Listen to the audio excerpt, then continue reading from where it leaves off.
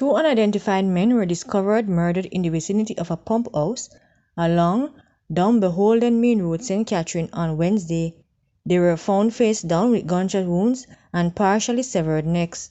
Their hands and feet were bound and they were clad in shorts and white shirts.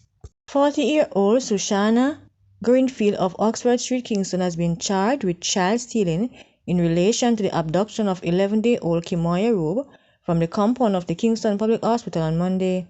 The Denhamton police say about 10:05 a.m., Greenland approached the wheelchair-bound mother of the child and offered to assist her with the baby.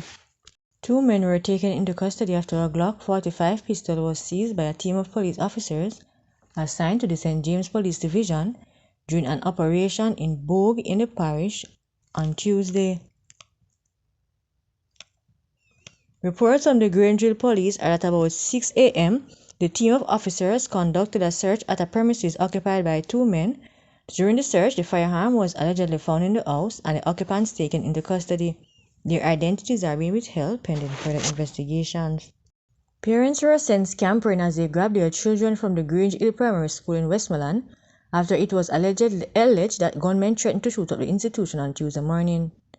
Speaking with Observer Online, the principal of the institution, Clayton Smith, described the event as deja vu as he recalled a similar incident in 2016.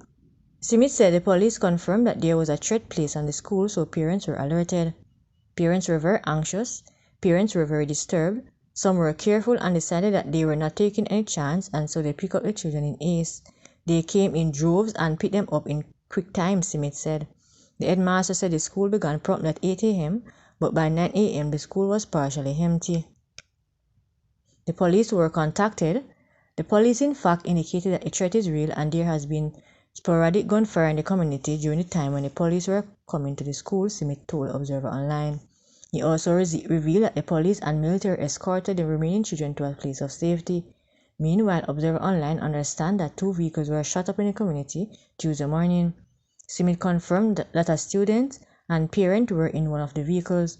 The police-military presence has increased in Grange Hill space.